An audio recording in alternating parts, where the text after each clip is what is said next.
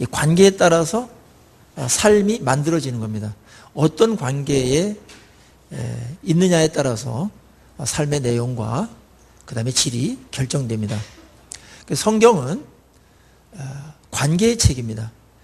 특별히 인간관계에 대한 얘기도 많이 하시지만 성경은 가장 중요한 관계가 창조주 하나님과 피조물인 인간과의 관계, 이 부분을 굉장히 중요하게 여기고 있습니다. 그래서 이 관계가 깨지는 것이 그게 멸망이고 또 죽음인 것입니다. 이 관계의 단절이 죽음인 겁니다. 그러니까 하나님과의 그런 관계가 죄로 말미암아 깨짐으로써 그분이 주시는 은혜와 축복과 사랑과 이 모든 게 다 차단된 상태에 살아가는 것이 바로 지옥인 것입니다. 그리고 예수 그리스도의 그 은혜로 말미암아 우리가 예수를 영접하고 믿음으로 깨진 관계가 회복되어서 하나님의 그 사랑을 받고 은혜를 받고 또 축복을 받으면서 그렇게 존귀하게 살아가는 것이 그것이 천국의 생활인 것입니다. 그러니까 우리의 이 삶을 결정짓는 요인은 관계이고 그 관계의 핵심적인 관계는 인간관계도 중요하지만 하나님과의 관계가 굉장히 중요한 것입니다. 성경은 그 주제를 갖고서 계속해서 말씀하고 있습니다. 오늘도 하나님과의 관계를 어떻게 설정하느냐에 따라서 그 사람의 운명과 미래가 결정되는 것으로 이야기하고 있는 것입니다. 그만큼 관계는 우리 삶에 미치는 영향이 지대할 수밖에 없는 겁니다. 오늘 이 유명한 불의한, 어떻게 보면은 악한 소작인의 비유죠. 악한 농부의 비유인데 이 비유는 앞에서 그 바리새인들과 예수님을 대적하는 사람들이 당신이 무슨 권한으로 이런 일을 합니까? 당신에게 누가 이런 권위를 줬습니까?에 대한 답변으로서 이 비유를 말씀하고 있는 겁니다. 사실은 이 관계는 권위의 문제로 또 이렇게 연결되어 있습니다. 어떠한 이 권위, 질서, 그런 관계 속에서 우리가 사귐이 이루어지고 있는가? 이 부분이 굉장히 중요한 것입니다. 오늘 여기에 보면은 이제 악한 농부들이 있었습니다. 근데 거기에 한 주인이 이제 이 농부들에게 뭐 울타리도 만들고 포도즙 틀도 만들고 모든 것을 농사 잘 지을 수 있도록 또 누릴 수 있도록 모든 것들을 다 장만해 주고 그들에게 맡겼습니다. 그들을 믿고 맡기고 이제 외국으로 갔습니다. 근데 외국에 가서 포도철이 돼가지고 이제 포도 수확의 일부를 이제 그들에게 바치라고 그랬습니다. 그것이 그렇게 어려운 일이 아니었습니다. 많이 바치라는 것도 아니고 이 포도원의 주인이 누구인가, 이 포도원의 주권을 누가 갖고 있는가, 이 소유권을 누가 갖고 있는가에 대한 그런 작은 표현과 인정하는 정도로 그 소작의 일부를 바치라고 한 겁니다. 그런데 이 농부들이 거기서 주인이 없으니까 막 농사도 짓고 막 먹고 즐기기도 하고 그렇게 하다 보니까 어느덧 주인이 없으니까 자기 것처럼 이제 생각이 들었습니다. 이것이 원래부터 내 거인 것처럼 또 자신들이 이렇게 땀 흘리고 일하고 해가지고 뭘 이렇게 소출을 하니까 이 모든 게 다 내 거인 것처럼 이제 착각하게 됐습니다. 이제 여기서부터 이제 불행이 시작된 겁니다. 그래서 이 주인이 그 주권을 갖고 주권적인 행사를 하는 겁니다. 그 종들을 보내가지고 너희들 그 세를 내라. 그러니까 여기 있는 이 농부들이 자기들이 그 소유주인 것처럼 행세하고 있는데 그 소유권이 너희들에게 있지 않고 다른 사람에게 있다. 이것이 이제 기분 나쁘고 받아들이기가 힘들고 그래서 그 종들을 이제 돌로 치고 때리고 죽이고 하는 일이 벌어졌습니다.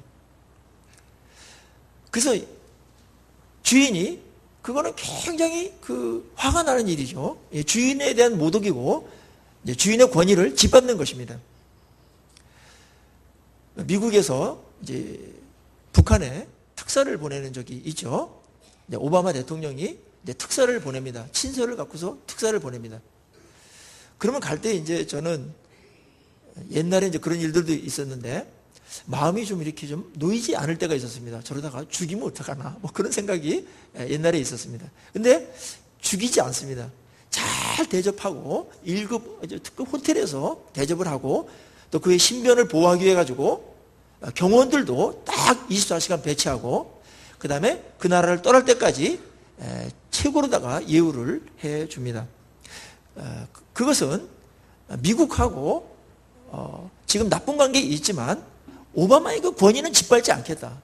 이제 그런 최소한의 예의인 겁니다. 만약에 반대로 미국 대통령이 특사를 보냈는데 영접도 안 하고 뭐 지발로 걸어오든지 말든지 이렇게 하고 그 다음에 대접도 안 해주고 그 다음에 만약에 모욕을 주거나 때리거나 뭐 옷을 벗겨가지고 창피를 주거나 만약에 이렇게 됐다면 그거는 그 보낸 자를 그렇게 업신여기고 권위를 짓밟는 것이 되는 것입니다. 그렇게 됐을 때 이 나라와의 관계는 극도로 나빠지게 돼 있고 때때로 거기서 특사를 죽이거나 그러면은 전쟁도 불사하게 되는 겁니다. 그 나라에 대한 모욕이기 때문에 전쟁도 일어난 적이 있지 않습니까? 근데 여기에는 우리 이 세상에서는 그런 일이 잘 일어나지 않는 것 같아요. 그런데 오늘 이 포도원에서는 기가 막힌 일이 지금 벌어지고 있는 겁니다.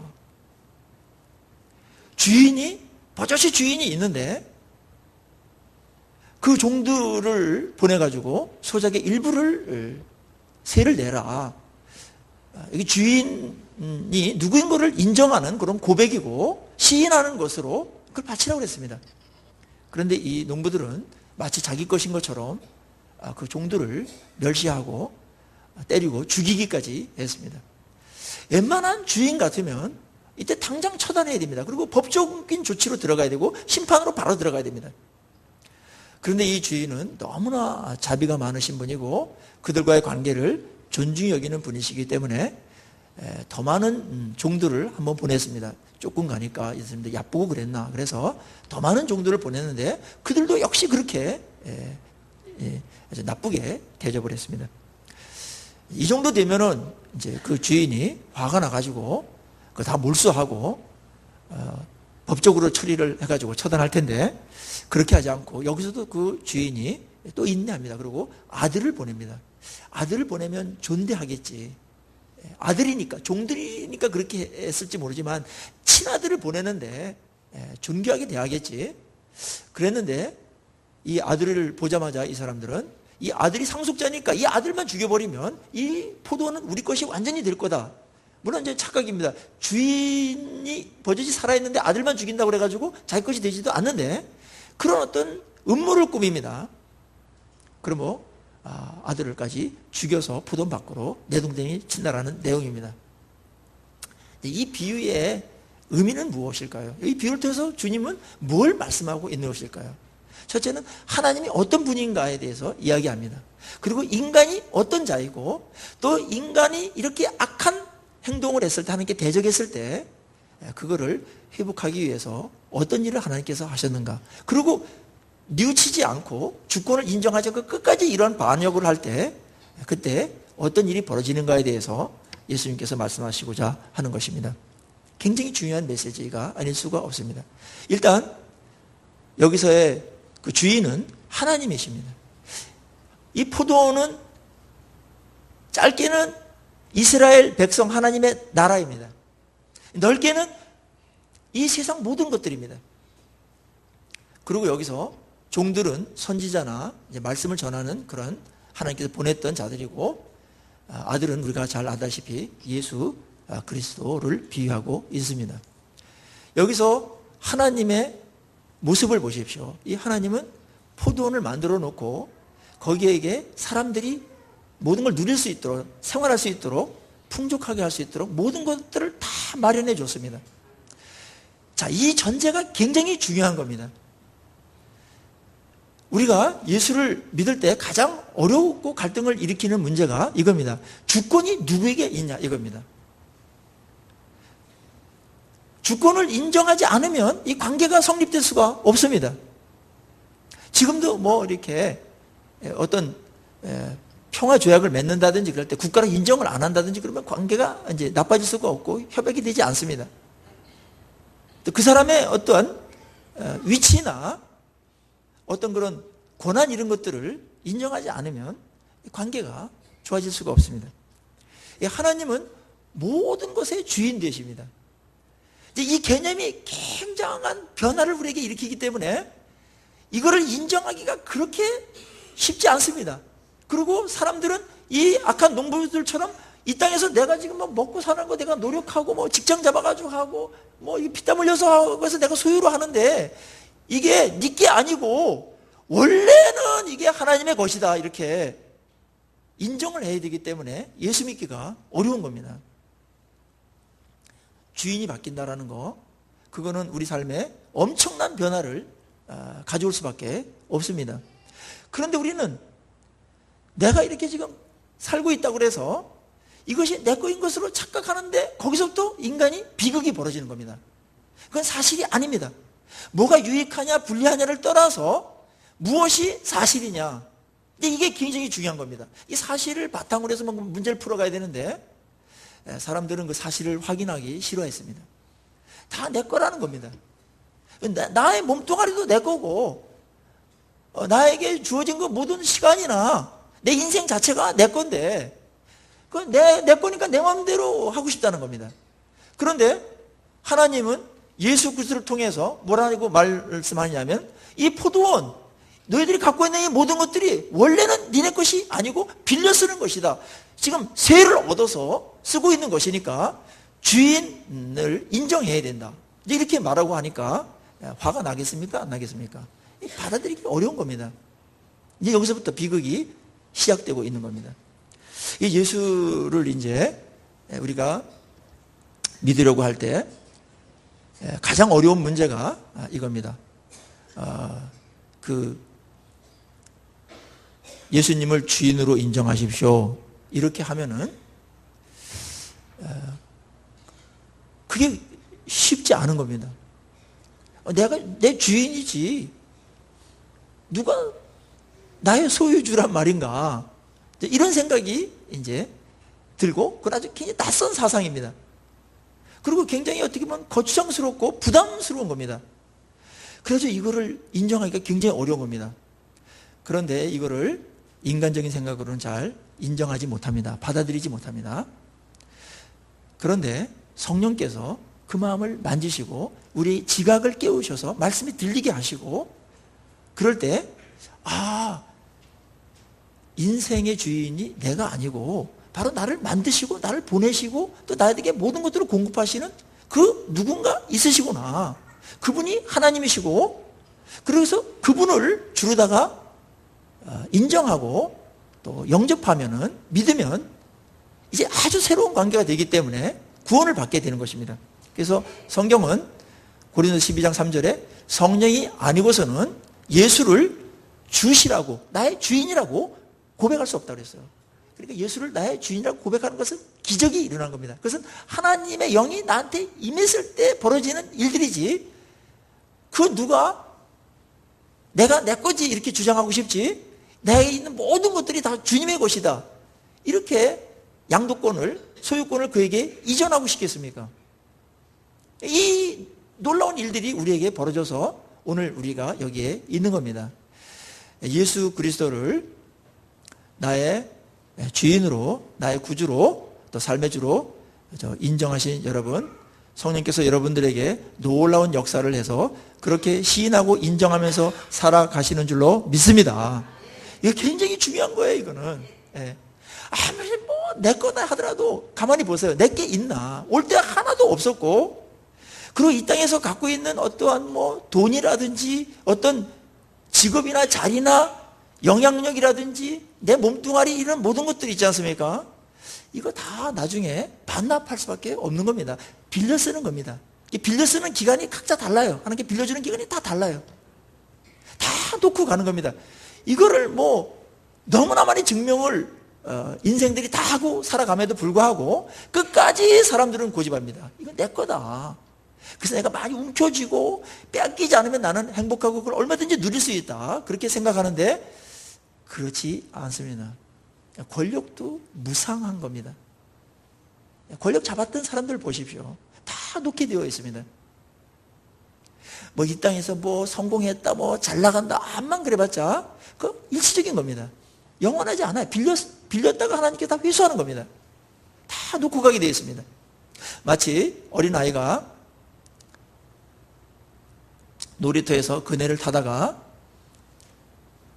어머니가 야, 밥 먹어라 하고 이렇게 부르면 그 그네 좋던 거 막 재밌게 타던 거 다 놓고 가야 돼. 그네를 집 안으로 가져갈 수가 없는 겁니다.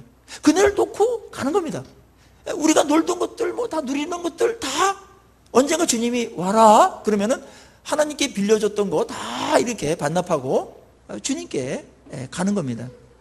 우리의 육신의 몸이 그렇고 우리의 가족조차도 사실은 내 것이 아닙니다. 하나님께서 주신 겁니다. 맡겨준 겁니다.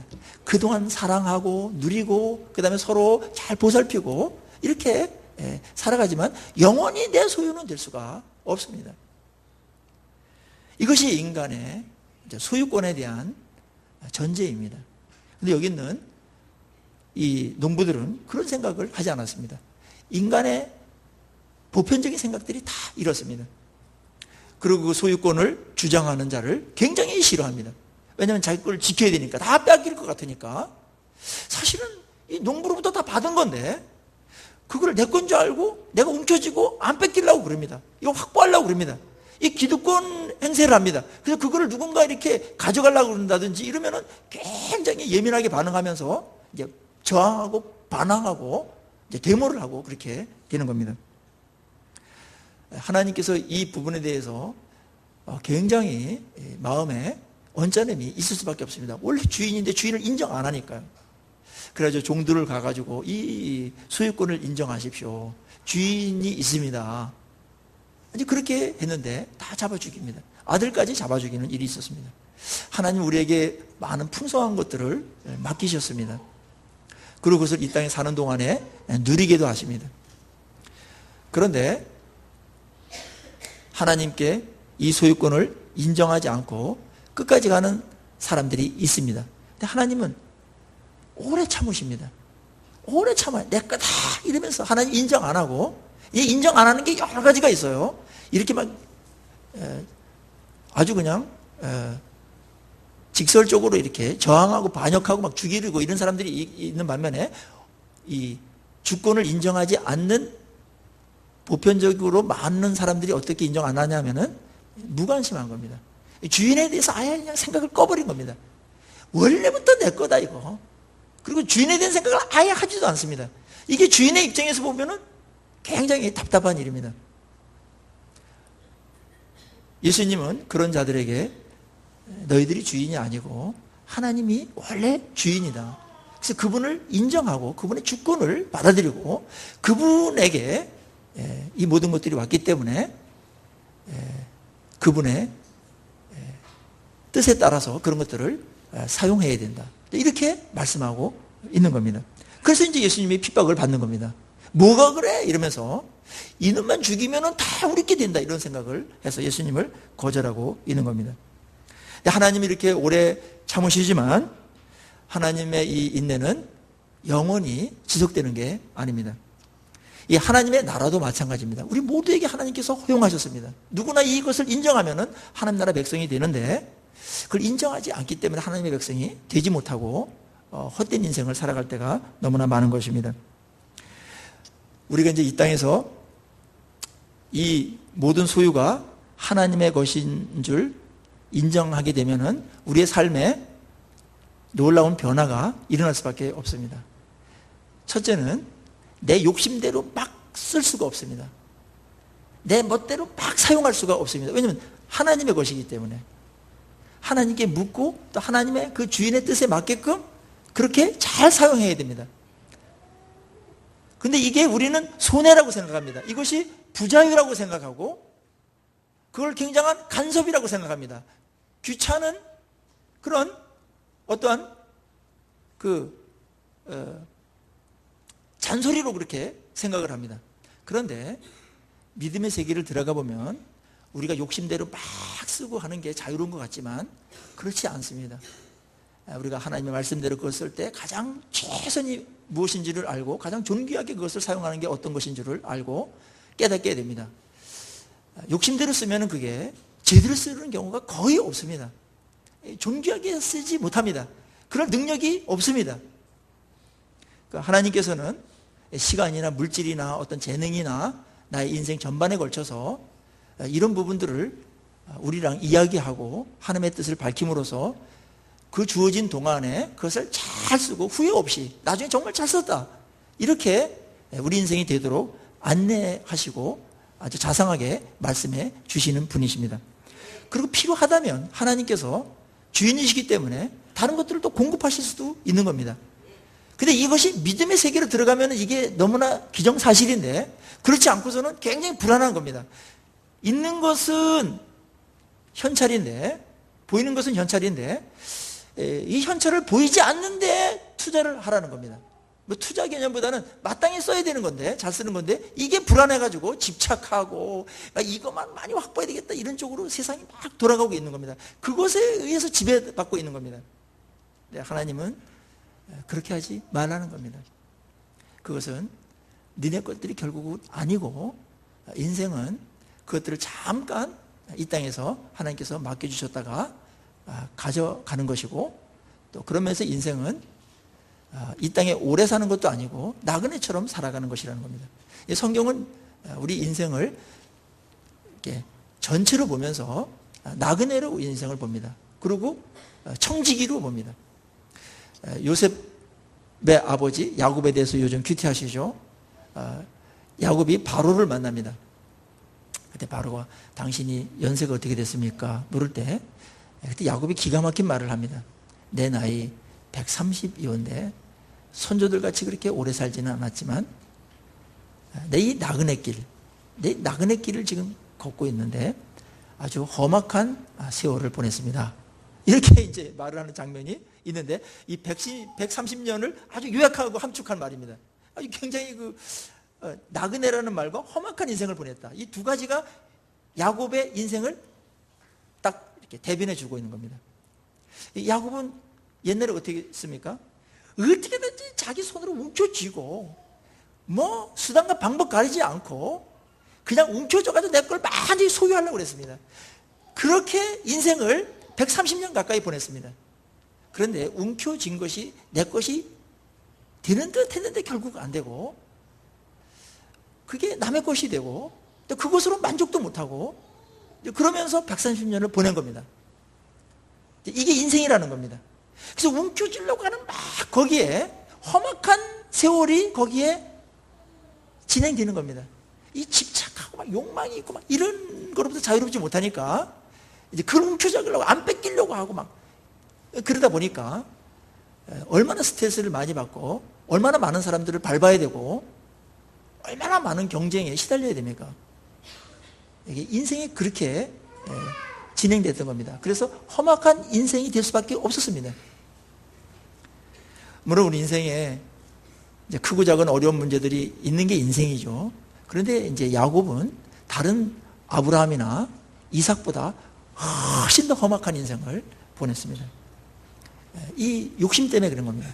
이 주권을 인정하지 않고 내가 그냥 무조건 긁어모으면 내 거다. 그래서 긁어모으는 데만 이렇게 애를 썼지, 그것이 하나님께로부터 왔다는 생각을 하지 않고 그것을 베푼다든지 뭐 선용한다든지 뭐 그런 여유가 전혀 없었기 때문에 스스로 자기를 들들 볶은 겁니다. 자기 자신을 괴롭힌 겁니다. 이 험악한 세상에 누가 그렇게 한 것도 있지만 본인이 스스로 자신을 들볶은 겁니다. 이 현대인들이 이제 여기에 대부분 괴로움을 겪고 있고 험악한 세월들을 보내는 분들이 많습니다. 그거는 누가 그렇게 하는 것이 아니라 내가 나 자신을 그렇게 들들 볶는 겁니다.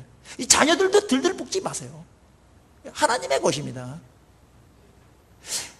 부모들이 욕심을 내서 만질수록 애들은 망가지고 험악한 인생이 되는 겁니다. 하나님이 다 뜻이 있으시고 이 땅에 먹고 살 일들, 또 존귀한 하나님의 뜻을 갖고 있는데 인간의 어떤 부모님의 그 욕망이 이 자녀들한테 막 이게 퍼부어지면 만질수록 망가지게 되는 겁니다.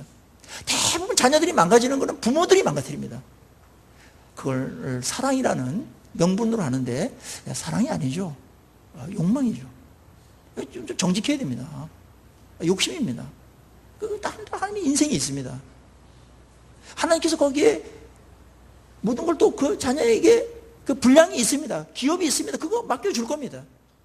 그래서 그걸 맡겨줄 때 뭘 얼마큼 맡겨주는 건 하나님의 주권에 속하는 것이기 때문에 그것을 맡겨줬을 때 잘 감당하도록 지혜롭게 또 복되게 쓰도록 이제 존귀한 인생이 되도록 그렇게 해야 되는데 무조건 자리 차지해라. 무조건 많이 확보해라. 그것만이 네 거고 그것만이 성공이다. 이게 이제 세상적인 메시지에 지배를 받고 있는 것입니다. 속는 겁니다. 정말 그렇습니까? 그렇지 않습니다. 나그네이라는 것을 꼭 기억하십시오. 우린 청지기입니다. 하나님께서 각자 나름대로 맡겨준 것들이 있고 맡겨준 분량들이 있습니다. 물론 성실해야 되고 또 합당한 노력들도 해야 됩니다. 그걸 하지 말라는 얘기가 아닙니다. 정상적으로 이렇게 애를 써야 됩니다. 그렇지만 과도하게 그것이 전부인 것처럼 가는 것은 잘못이고 그리고 하나님의 주권을 사실은 인정하지 않는 겁니다. 오늘 이 욕심 때문에 이 기득권을 내놓지 않기 때문에 벌어진 비극이 뭡니까? 예수님을 죽인 겁니다. 그런데 이 예수님을 죽인 이것이 죽음으로 끝나지 않습니다. 그게 이제 42절에 이렇게 말하죠. 예수께서 한 성경을 인용하십니다. 시편 118편을 인용하는데 건축자들이 버린 돌이 모퉁이의 머릿돌이 되었나니 이것은 주로 말미암아 된 것이요 우리 눈에 기이하도다 함을 읽어보지 못했느냐 이렇게 말합니다. 예수님은 이제 이들의 욕심으로 인해서 죽임을 당합니다. 근데 죽임으로 끝나지 않습니다. 이 이야기는 예수님께서는 부활하셔서 그 죽음을 이기시고 부활하십니다. 그리고 이 성전을 짓는 데 있어서 하나님 나라의 모퉁이의 머릿돌이 됩니다. 머릿돌부터 놓고 다 이제 벽돌 이런 것들이 다 이제 이어지는 건데 이제 그 역할을 하는 겁니다. 부활하셔서 하나님의 나라를 세우는 기초석이 되시는 주님이 되는 겁니다. 이게 참 이제 기이한 겁니다. 인간들은 예수님을 거부하고 죽였는데 그 죽인 예수 그리스도가 부활하셔서 이 모퉁이의 머릿돌이 되셔가지고 모든 이 하나님의 나라를 세우는 데 있어서 이제 기초가 되시고 중축인 역할을 주님이 하셨다는 겁니다. 그런데 여기에 이 이야기를 주님은 이렇게 더 해석합니다. 내가 너에게 이르노니 하나님의 나라를 너희는 빼앗기고 그 나라의 열매를 맺는 백성이 받을 것이다. 이 돌 위에 떨어지는 자는 깨지겠고 이 돌이 사람 위에 떨어지면 그를 가루로 만들어 흩으리라 이렇게 말하는 겁니다. 자, 하나님의 주권을 인정하기 위해서는 예수 그리스도의 이 주권을 또 인정해야 되는 겁니다. 권한을 인정해야 되는 겁니다. 그분이 주인이라는 걸 인정해야 되는데 예수님을 믿고 또 따르고 주인으로 인정하는 데 있어서 최고의 걸림돌은 예수님 자신이 될 수 있다는 겁니다. 어떤 면에서는 왜냐하면 예수님이 이 땅에 오실 때 막 백마를 타고 막 번개가 팍 치면서 막 어마어마한 그런 우레와 같은 그런 그 소리가 나고 장엄한 모습으로 이 땅에 오셨다면 많은 사람들이 꿇어서 절을 했을 겁니다. 그런데 예수님은 그렇게 오지 않았습니다. 아주 낮은 자세로 어떻게 보면 인간적으로도 별 볼품 없게끔 이 땅에 오셨습니다. 그리고 그분이 내가 하나님의 아들이다. 나를 믿어야 구원을 받고 하나님 나라 백성이 될 수 있다. 내가 당신들의 주인이다. 이렇게 말을 하니까 그 외적인 그런 것으로만 이렇게 본 사람들은 그 자체가 예수님을 받아들이는데 어려움이 있었다는 겁니다. 그래서 예수님을 거절하는 그런 자들에게는 그 돌에 부딪혀가지고 깨지게 되고 또 예수님이 이런 대단한 분이네 그렇게 인정하지만 자기네 소유권이나 어떤 권위 이런 것들 때문에 저항하고 거절하는 자들은 알고 거절하는 자는 그 돌이 떨어져가지고 가루가 나와서 흩어지게 된다. 이제 이런 이제 시시하게 봐도 시험이 되고 대단한 분으로 봤지만은 그 대단한 것 때문에 내 모든 것들이 빼앗길 것만 같은 생각 때문에 거절하는 그런 자들은 그 돌이 떨어져 버린다. 그래서 가루가 되고 망하게 된다. 이런 얘기를 하는 겁니다. 우리가 예수님으로 인정하고 파악하는 데는 상당한 한계가 있고 어려움이 있습니다. 그분이 인간으로 오셔서 이 땅에 사셨는데, 여러분들이 만약에 2000년 전에 그 시대로 돌아가서 한 젊은 청년이, 나이도 많지 않았어요, 30대 청년이 어떤 말씀을 전하고 어떤 기적도 일으키고 하는데 뭔가 좀 범상한 분은 아닌데, 근데 그분이 나는 선지자다 이렇게 말하면 받아들일 용의가 있죠. 그런데 내가 주인이다, 내가 하나님의 아들이고 나를 믿어야 구원받고 나를 안 믿으면은 다 망하고 지옥 갈 수밖에 없다, 나는 이 땅을 구원하러 온 자이고 죄를 해결해 주기 위해서 온 자다, 이렇게 말했다면은 많은 사람들이 주저할 것입니다. 여러분들은 어떻게 반응할 것 같습니까? 이 선지자로 왔다라는 것과 하나님의 아들로 왔다라는 것은, 이거는 차원이 다른 문제예요. 선지자로 왔으면은 생각할 여지가 있습니다. 뭐 그런 거 이렇게 보기도 하고 살펴보기도 하고 뭐 말씀 들어보기도 하고 이러면서 이렇게 하는데, 하나님의 아들이다, 내가 신이다 이렇게 말할 때는 무조건 항복하고 경배해야 됩니다. 무조건 그의 말을 순종해야 됩니다. 이 어려움들이 따르기 때문에 지금도 이제 모슬렘 쪽에서는 이 예수 그리스도를 선지자 정도로 여기는 겁니다. 그래야 부담스럽지 않거든요. 그분이 살아간 인생을 보니까 굉장히 아름답고 너무나 아름답고 인생이 할 수 없는 일들도 많이 하셨어요. 그리고 귀한 말씀을 너무나 많이 하셨고 귀한 일도 많이 하셨어요. 그래서 4대 성인의 딱 반열에 인류 역사가들과 합의해가지고 올려놓았습니다. 예수님을 나쁘다라고, 예수님 나쁜 분이다 그렇게 말하는 사람 한 명도 없어요. 예수 잘못 믿는 사람들이 나쁜 사람들이 많지. 예수님은 그냥 그럴듯하게 4대 성인 그 선지자 반열에 딱 올려놓고 적당하게 부담 없이 지내고 있는 겁니다. 그것은 사기입니다. 그렇지 않습니다. 예수님은 그분이 말한 것을 가만히 들어보시면, 난 하나님의 아들이다, 나를 믿어야 구원받는다, 내가 길이고 진리고 바로 그 생명이다, 이런 신적인 입장에서 계속해서 말씀했습니다. 행동도 그렇게 했습니다. 그분은 한 번도 내가 하나님의 아들이지 싶다 이렇게 말한 적이 없습니다. 나를 믿어야만 될 것 같은데 이렇게 말하지 않았습니다. 나를 믿어야 너희들 산다 이렇게 말했습니다. 신적인 입장에서 항상 단언하셨습니다. 너무나 자연스럽게. 그래서 예수님을 바라볼 때 그분을 선지자로 여긴다든지 스승으로 여기는 것은 예수님을 예우하는 게 아닙니다. 그것은 모욕이고 반역입니다. 물론 예수님 나쁜 분이다 막 하면서 하는 사람들도 반역이지만, 점잖게 반역하는 게 예수님을 하나 인간으로 보고 그냥 선지자로 보고 예수님다움, 예수님의 그 주권과 권위를 아주 희석시키면서 부담스럽지 않을 정도로 다 예수님의 권위를 인정하는 거, 그게 반역입니다. 그게 농부들이었습니다.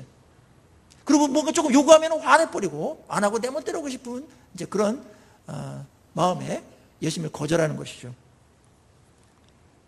그런데 여러분, 놀랍게도 이런 예수님을 여러분들이 알게 되었고 만왕의 왕으로 천지를 만드신 그런 구세주로 여러분들이 어느 날 알게 되었다는 겁니다. 이건 우리가 믿어야지 해가지고 믿어질 수가 없는 겁니다. 어떻게 믿습니까? 못 믿습니다. 맨정신 갖고는 아무도 못 믿습니다. 이 성령께서 우리를 만드셔서 이 예수님 우리가 언제 보기를 했습니까? 어떻게 했습니까? 봤다고 해도 더 힘들어요. 봤다고 해도 선입견이 생기기 때문에. 그래서 이때 당시에 사람들도 굉장히 어려웠던 겁니다. 안 본 게 더 쉬울 수도 있습니다. 근데 그분을 말입니다, 우리가 나의 구주로, 나의 주인으로 인정하기 시작했다는 것이죠. 그렇게 마음속에 울려왔다는 거죠. 어느 순간 그렇게 받아들이고 싶은 마음이 생겼고, 그분이 나의 주인이냐, 인생의 주인이냐, 이렇게 인정하고 그분만이 나를 구원하실 수 있는 구원의 주이시고 또 삶을 주관하시는 삶의 주인이냐, 이렇게 받아들이게 됐다는 겁니다. 이것은 기적이라는 겁니다. 어느 누구도 자기 스스로 이렇게 할 사람이 한 명도 없다는 겁니다. 성경은 성령께서, 하나님의 영이 여러분들 이런저런 많은 사람들 만나고 환경을 조성하고 이래서 이 환경이 이렇게 이제 달라지면 우리가 다른 그 받아들이는 틀들이 달라지거든요. 사고의 틀들이 달라지거든요. 그럴 때 그걸 다 성령께서 만드셔서 그 예수 그리스도로 구세주로, 우리의 주인으로 받아들이게 됐다는 겁니다. 이게 이제 기적이라는 겁니다. 성령께서 아니고서는 이런 일이 있을 수 없다는 겁니다. 여러분, 다시 한번 제가 한번 물어보겠습니다. 이 땅에 인간으로 오신 이 예수 그리스도가 하나님의 아들이고 우리의 진정한 주인이신 줄로 믿습니까? 이 고백은 진짜 대단한 고백입니다. 우리의 영원한 운명을 결정하는 고백입니다.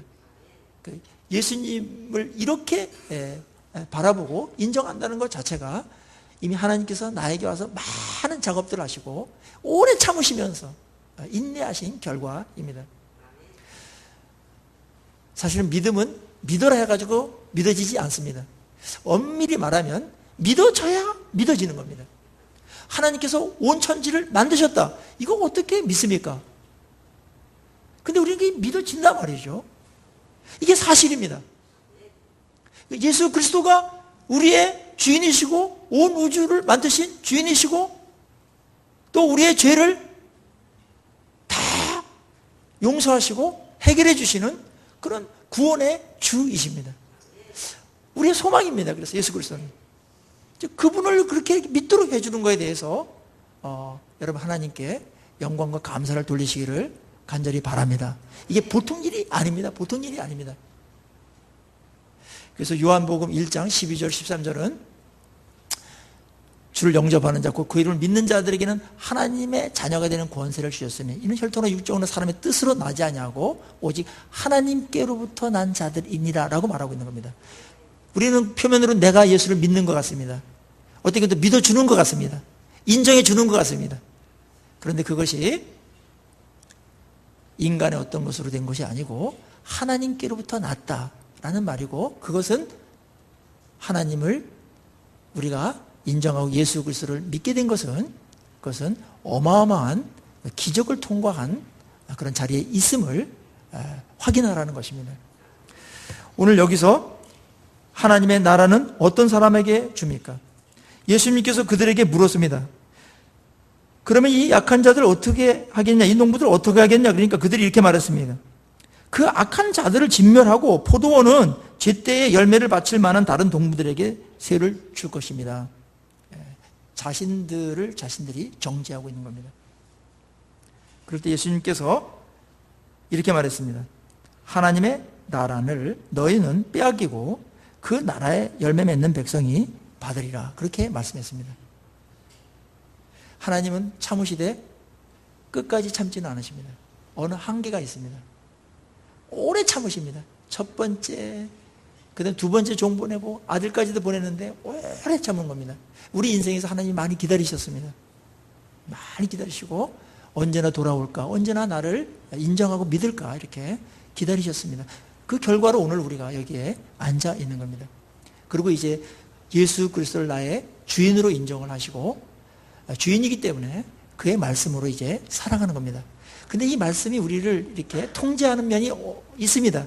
내 멋대로 했으니까. 근데 그 말씀을 사는 게 최선이라는 겁니다. 우리의 삶을 가장 존귀하게 만든다는 겁니다. 그래서 그 말씀으로 사는 열매를 맺을 때 너희들이 하나님의 나라를 얻을 것이라고 그렇게 말씀하고 있습니다. 이 얘기를 바리새인들과 유대인들이 들었습니다. 알아들었습니다. 자신들이 하는 얘기인 줄 알아들었습니다. 그런데 그들은 반응은 어떻게 했습니까? 46절에 잡고자 했습니다. 잡아가지고 죽이려고 했습니다.